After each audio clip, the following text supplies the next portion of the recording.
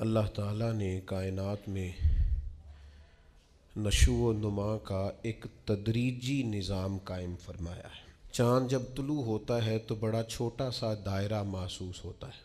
پھر اس کی نشو و نما ہوتی ہے تو ایک بڑی روشنی کی صورت میں وہ سامنے آتا ہے،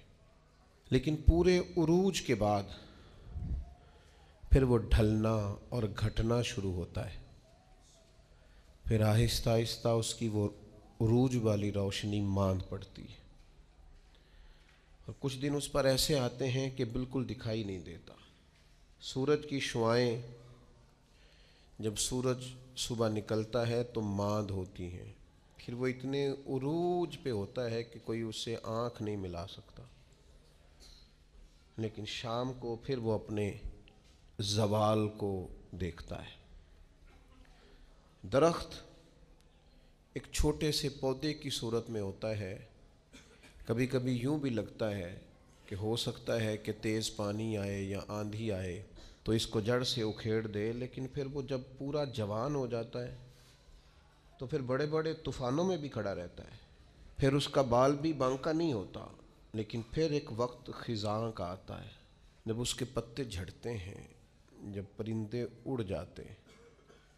جب بلبلیں اس پر بیٹھنا چھوڑ دیتی، پھر کوئی کوئل آ کے اسے کوئی گیت نہیں سناتی۔ پت جھڑ کے موسم میں، زوال کے دنوں میں وہ بہت ساری آوازوں اور بہت سارے مہمانوں کو ترستا ہے۔ اللہ تعالیٰ کا حکمت کا نظام ہے، اس نے تدریج کی ہے اس نشو و نما میں۔ بس یہ 2-3 مثالیں دی ہیں، زیادہ بھی دی جا سکتی ہیں۔ اسی طرح اللہ تعالیٰ نے حضرت انسان کو بھی پیدا کیا ہے۔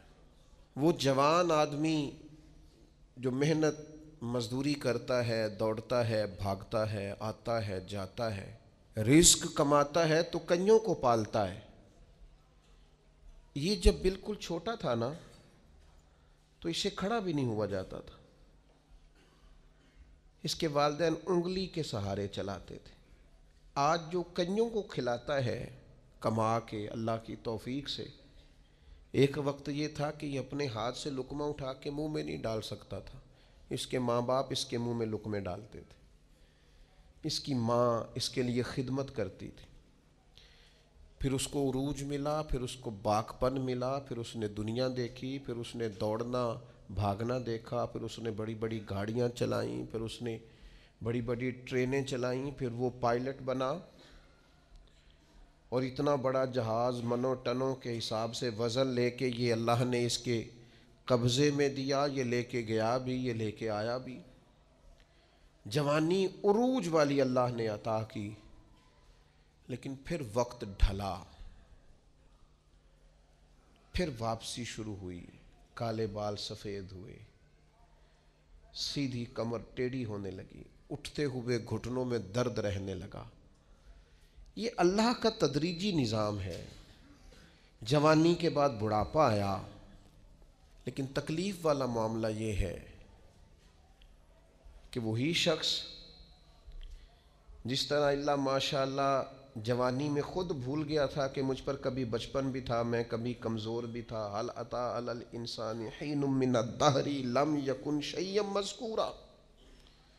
انسان پر ایک وقت وہ بھی تو گزرا ہے جب یہ کوئی قابل ذکر چیز ہی نہیں تھا، اس کا نام تک نہیں تھا۔ جس طرح جوانی میں یہ بھول جاتا ہے نا مجھ پر بچپن بھی تھا، اسی طرح جب یہ بوڑھا ہوتا ہے تو بعض اوقات بچے بھی بھول جاتے ہیں۔ ان کا خیال ہوتا ہے کہ شاید ابا ہی بوڑھا ہوا ہے، دادا ہی بوڑھا ہوا ہے، ہم نے شاید نہیں ہونا۔ وہ بڑی جلدی بوڑھوں کو سکریپ کا مال بنا دیتے ہیں، ان کے لیے چارپائیاں سٹور روم میں لگ جاتی ہیں، ان کو کہا جاتا ہے کہ ابا کو ایسی کس لیے ضرورت نہیں رہی کہ گھٹنوں میں درد ہے، ان کو یہ کہا جاتا ہے کہ چونکہ ان کا سامان ہی مختصر سا ہے لہذا بڑے کمرے کی حاجت ہی نہیں ہے۔ دھیرے دھیرے بزرگوں کے ساتھ لوگوں کا رویہ سخت ہے۔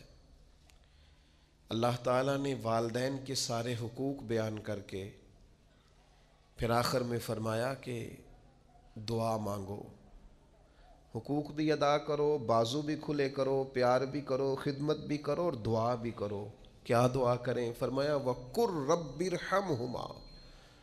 مجھ سے کہو، دعا کرو میری بارگاہ میں، کہو رب ارحمہما، یا اللہ ان دونوں پہ رحم فرما، کما ربیانی صغیرہ، جیسے انہوں نے مجھے بچپن میں پالا تھا۔